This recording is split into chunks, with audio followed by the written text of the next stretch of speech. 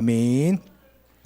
오늘 말씀의 제목은 교만이라는 제목으로 함께 말씀을 나누겠습니다. 우리가 보통 교만과 자존감을 혼동할 때가 있습니다. 프라이드라고 하면 긍정적으로는 자존감이 있다라고도 생각하고, 부정적으로 쓰면 교만이라고도 씁니다.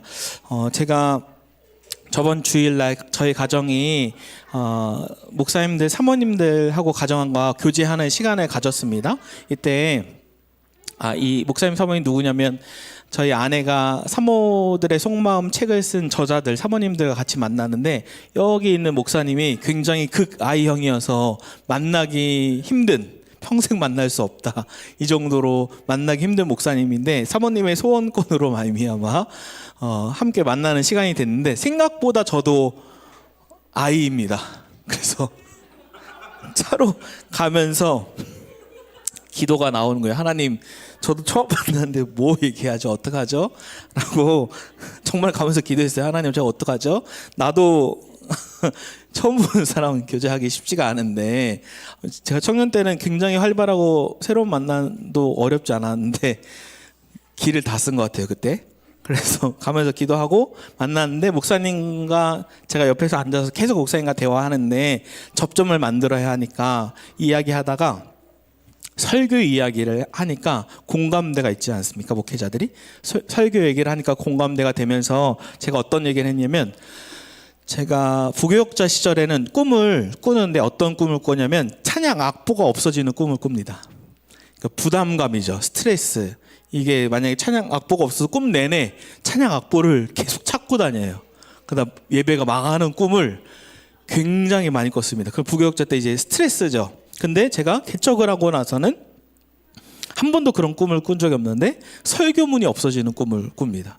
저번 주에도 설교문이 없어지는 꿈을 꿨어요. 계속 꿈을 꿔요. 그 압박감, 스트레스를 얘기하니까 목사님이 너무 공감을 하면서 자기는 실제 일이 있었다고 하면서 뭐라고 얘기했냐면, 설교문을 10장인데 설교문을 넘기는데 9번째 장을 넘기고 10번째 장이 나와야 되는데 10번째 장이 없는 거예요. 실제로. 온몸에 소름이, 자기가 절대 설교문이 없을 수가 없다는 거예요. 왜냐하면 이 목사님이 꼼꼼한 제2형이어서 그날도 설교를 1페이지부터 10페이지까지 다 확인하고, 설교 올라가기 전에도 1페이지 10페이지까지 다 검사하고 올라갔는데 10페이지가 없는 거예요.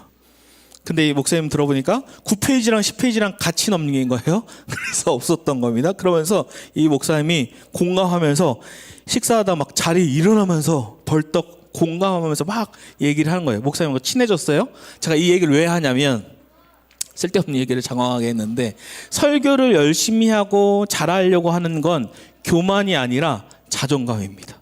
난 최선을 다해서 준비해. 사업가가 또는 자기 일에 최선을 다해서 준비하고 일하고 잘하는 건 교만이 아니라 자존감입니다. 요리사가, 오늘 김태현 집사님이 아프셔도 못 왔는데, 또는 커피를 만드는 집사님이 커피를 잘 만들고 요리를 잘하는 건 교만이 아니라 자존감입니다. 우리는 혼동하게 할 수 있죠. 그러면 성경이 말하는 진짜 교만은 무엇인가? 우리가 잘 알고 있을 거예요. 교만은 내가 하나님의 자리에 올라가는 것. 쉽게 얘기하면, 하나님 당신은 필요 없습니다. 제 삶에 돈도 잘 벌고 나는 혼자서 충분히 잘 살 수 있습니다. 하나님은 필요 없습니다. 내가 하나님입니다. 하나님에서 하자를 빼고 나님이 되는 거죠. 내가 하나님이야 라고 하는 것이 성경이 말하는 교만입니다. 그때 갈라디아에서 나오는 죄의 열거가 쭉 있는데, 내가 하나님의 자리에 올라가는 것, 갈라디아서에서 죄를 사도 바울이 쭉 열거하는데, 존 파이퍼 목사님이 4가지 영역으로 죄를 잘 나눠줍니다. 그게 참 공감이 되는데, 그 첫 번째가 음란, 내 영역이고, 두 번째 영역이 우상, 하나님보다 더 사랑하는 것이고, 세 번째 영역이 관계, 시기하고 질투하고 비방하고 하는 것이고, 네 번째가 방탕, 술 취하고 몸을 망가뜨리는 것이 죄입니다. 그런데 아무리 음란을 제거하려고 해도 다시 음란의 열매를 맺는 것처럼, 아무리 관계를 시기질투하고 뒷담하고 안 하려고 해도 다시 관계의 죄를 짓는 것처럼, 뿌리의 영역을 고치지 않으면 이 죄들은 계속 반복적으로 집니다. 이 뿌리가 뭐라고요? 내가 하나님의 되는 것, 내가 신이 되는 것, 하나님에서 하자를 빼면서 나님이 되는 것. 내가 하나님이야. 하나님은 내 삶에 필요 없어. 그래도 난 충분히 살 수 있어 라고 말하는 것이 성경이 말하는 교만입니다. 근데 왜 교만을 얘기하냐면 오늘 본문이 교만에 대해서 말하기 때문입니다. 20절에서 24절을 우리 한 번 더 읽어볼까요? 큰 목소리로 시작. 예수께서 권능을 가장 많이 행하신 고을들이 회개하지 아니하므로 그때에 책망하시되 화 있을진저 고라시나 화 있을진저 벳세다야 너희에게 행한 모든 권능을 그들이 벌써 베옷을 입고 제에 앉아 회개하였으리라. 내가 너희에게 이르노니 심판날에 두로와 시돈이 너희보다 견디기 쉬우리라. 가버나움아 하늘에까지 높아지겠느냐 음부에까지 낮아지리라. 내게 행한 모든 권능을 소돔에서 행하였더라면 그 성이 오늘까지 있었으리라. 내가 너희에게 이르노니 심판날에 소돔 땅이 너보다 견디기 쉬우리라 하시니라. 아멘. 제가 이스라엘을 신대원 졸업하고 이스라엘을 다녀왔습니다. 성지순례를 다녀왔는데 하얀색 옷에 검은 모자 사진 찍고 있는 게 저예요. 갈릴리 바다입니다. 제가 갈릴리에 있으면서는 여기가 너무너무 좋아서 신혼여행으로 가도 너무 좋겠다. 너무 행복했어요. 여기가 베드로가 물 위를 걷는 게 갈릴리 바다인데 전사님들이 이제 다 밤에 선교사님이 꼭 잊지 말고 꼭 수영하세요라고 하는 거예요. 왜냐면 평생에 갈릴리 바다를 수영할 일이 없으니까. 그래서 다 저녁에 전사님들 다 같이 수영 가서 모든 전사님이 이 물 위를 걸어오겠다고 걸었는데 한 명도 못 걸었어요. 그리고 배 타고 여기 갈릴리 바다에서 나오는 물고기도 식당에 가서 먹고 그래서 너무 행복했습니다. 제가 왜 이 얘기를 하냐면 오늘 이 갈릴리 지역과 가까운 게 이 고라신, 벳세다, 가버나움 갈릴리와 가까운 지역입니다. 예수님께서 기적과 표적을 많이 행했는데도 이들은 회개하지 않는 거예요. 그러니까 예수님께서 뭐라고까지 말씀하시냐면 23절에 가버나움아 내가 하늘에까지 높아지겠느냐 음부에까지 낮아지리라. 하나님이 필요 없고 교만해질 때 결국 높아지겠느냐? 네가 나 없어도 된다고? 근데 음부에까지, 스올까지, 지옥에까지 낮아질 거야. 교만의 끝은 음부에까지, 지옥까지 가는 겁니다. 저번 주에 우리 나눌 때 유민희 집사님께서 의사에 대해서 얘기해 주는데 제가 공감이 갔습니다. 일반화할 수 없지만 일반화할 수 없죠. 근데 제가 엄청 동의가 됐어요. 그러면서 한 주 동안 제 자신을 돌아보는데 목회자도 동일하다.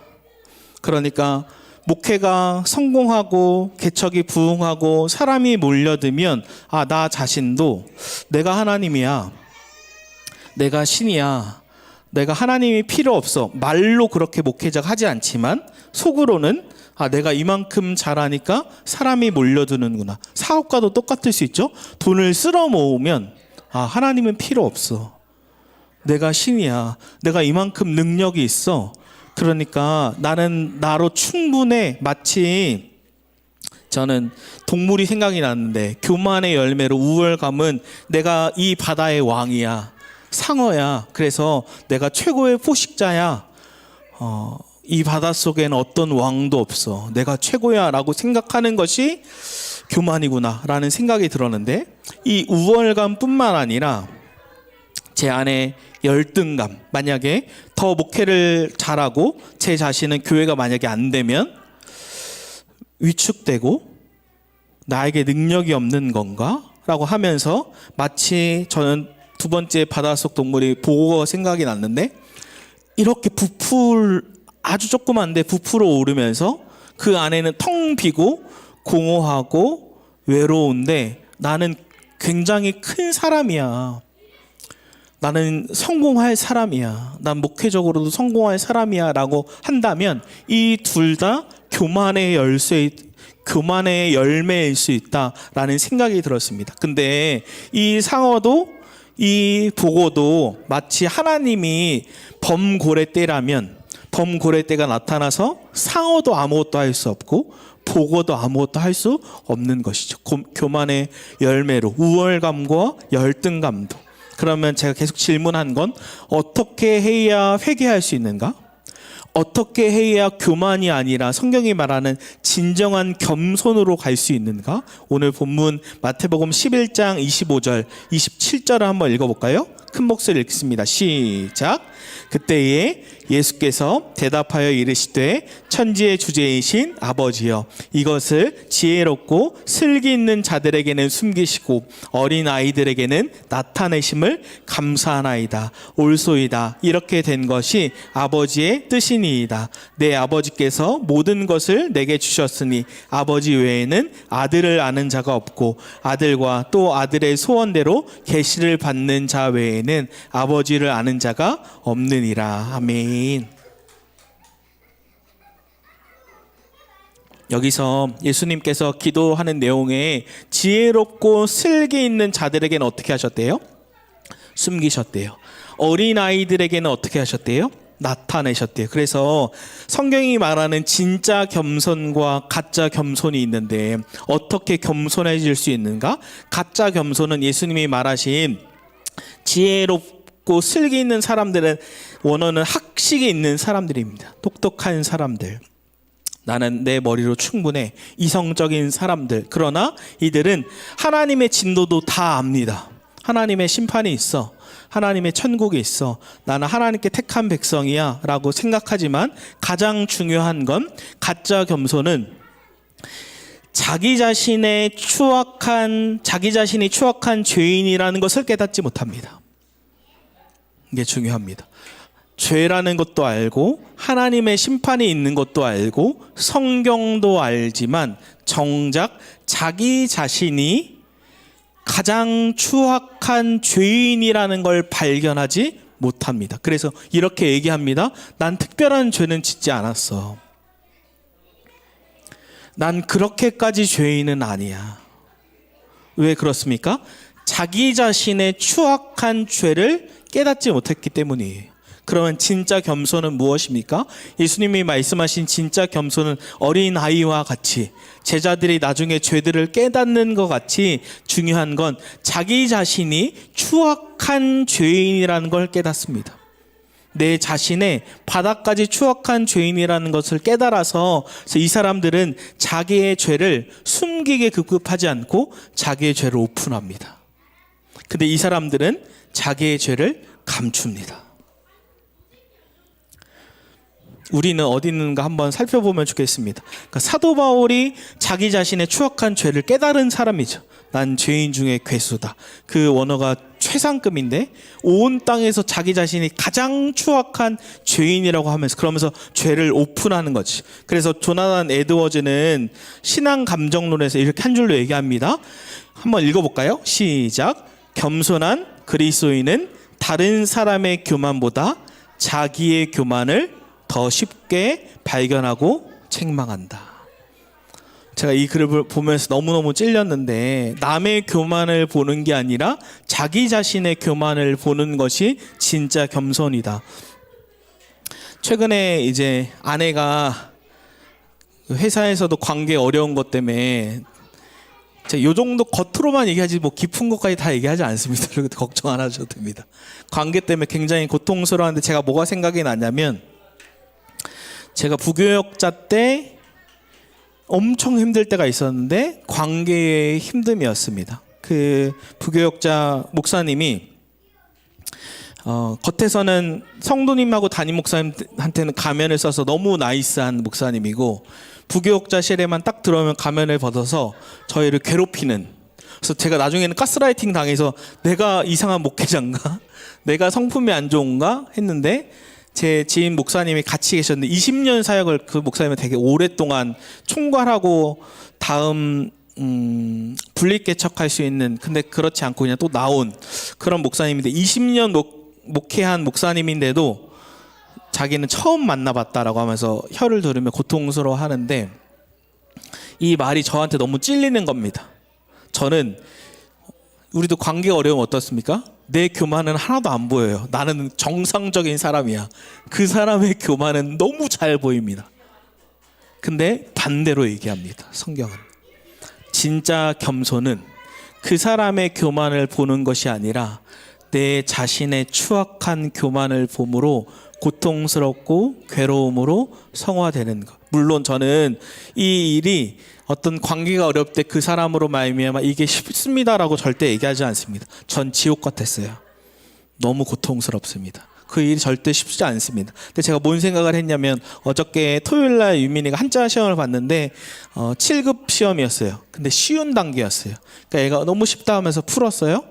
근데 시험은 만약에 이 친구가 중학생이 된다고 봅시다. 중학생이 되는데 초등학교 시험을 봐요. 그럼 아이가 성장할 수 있을까요? 성장하지 못하죠. 중학생 아이는 중학생 정도 또는 좀 더 어려운 정도의 시험을 봅니다. 우리의 인생이 똑같다는 생각이 들어요. 우리의 인생이 초등학교 시험을 보면 너무 인생이 쉽네. 아니요. 진짜 제자는 우리가 매일 큐티하는 것처럼 좁은 길로 가는 제자, 좁은 문으로 가는 제자는 어떤 길이냐면 우리는 마치 시험을 보듯이 인생이 좀 더 어렵습니다.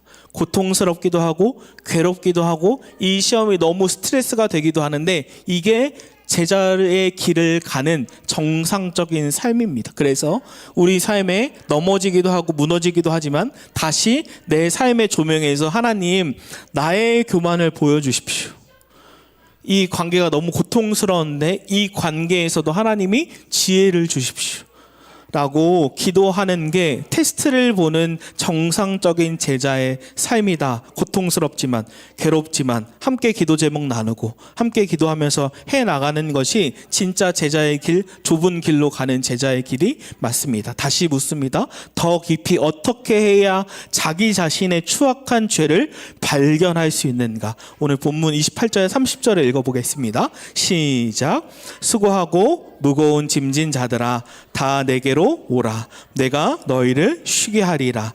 나는 마음이 온유하고 겸손하니 나의 멍에를 메고 내게 배우라. 그리하면 너희 마음이 쉼을 얻으리니 이는 내 멍에는 쉽고 내 짐은 가벼움이라 하시니라. 아멘. 제가 이미 마태복음 강해를 저희가 쭉 했을 때 11번째 강해 때 이 구절을 했습니다. 근데 오늘 교만과 같이 보니까 이렇게 연결되는구나. 내일 월요일 큐티는 안식일과 또 연결됩니다. 그것도 연결이 됩니다. 근데 나의 멍에를 메고 나는 쉽고 가볍다라고 말씀하시는데 이 멍에는 제가 설교 때 한번 했습니다. 능숙한 소와 능숙하지 않은 소가 함께 멍에를 맺는데 이때 능숙한 소가 사실은 이 멍에를 거의 100% 다 지는 겁니다. 능숙하지 않은 소는 뭐 하기만 하면 됩니까? 붙어 있기만 하면 돼요. 따라가기만 하면 됩니다. 하나도 힘들지 않습니다. 그래서 예수님께서 이 멍에를 맴으로 사실 구약 속에 나오는 멍에의 의미는 죄입니다. 그러니까 장사나의 죄를 내가 다 짊어지고 살아가면 너무 고통스러운 거예요. 그러니까 내가 늘 교만해, 내가 왕이야 라고 무거운 짐을 지면 성공해도 어떻게 해요? 불안합니다. 실패하면 무너집니다.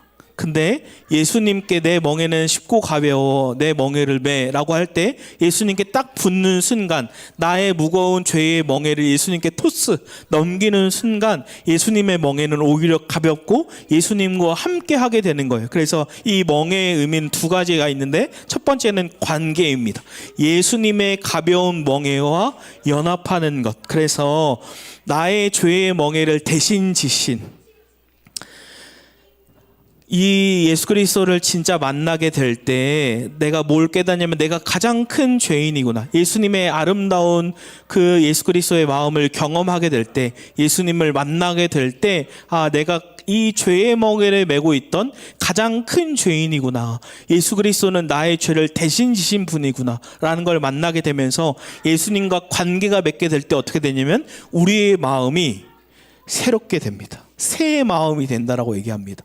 예수님이 내 안에 들어오셔서 성령이 내 안에 들어오셔서 내 마음이 옛 마음이 아니라 완악한 마음이 아니라 완전히 새로운 마음이 되어서 죄를 발견하게 되고 예수 그리스도가 내 안에 들어오게 돼서 완전히 새로운 마음이 되게 되는 거죠. 두 번째로는 멍에는 진짜 왕, 교만은 내가 왕이 되는 것인데 내가 하나님이 되는 것인데 겸손은 예수님이 왕이 되는 겁니다. 그래서 교만은 늘 무거운 짐, 성공해도 불안하고 실패해도 무너지는 우울하고 열등감, 오직 나 중심적이었다가 이 무거운 짐을 예수님께 토스할 때, 예수님이 진짜 왕이 될 때 우리의 삶이 바뀌는 거죠.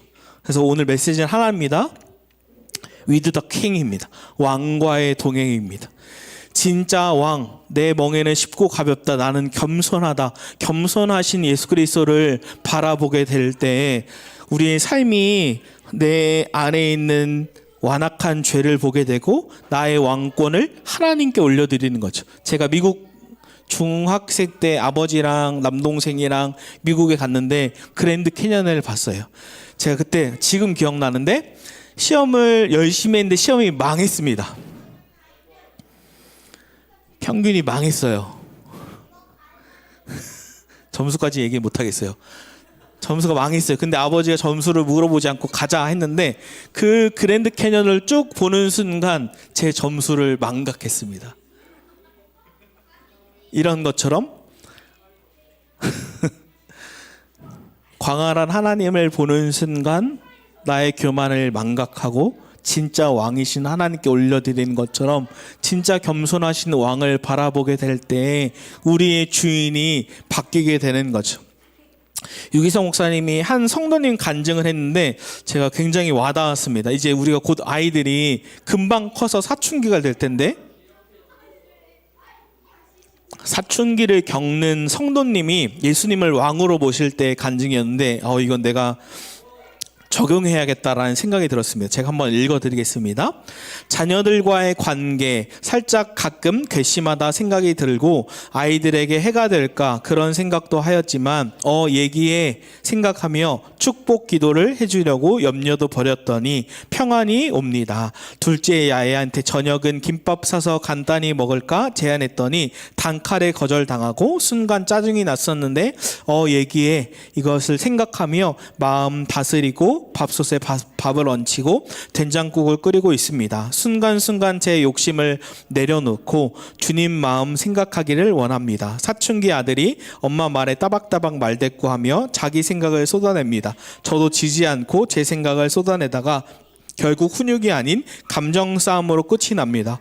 돌아서서 후회하던 찰나 아들이 또 말을 겁니다. 전과 같이 대꾸하려다가 얘기해가 생각하며 웃으며 반응해 주었습니다. 그러자 아들도 누그러져서 좋게 마무리할 수 있었습니다.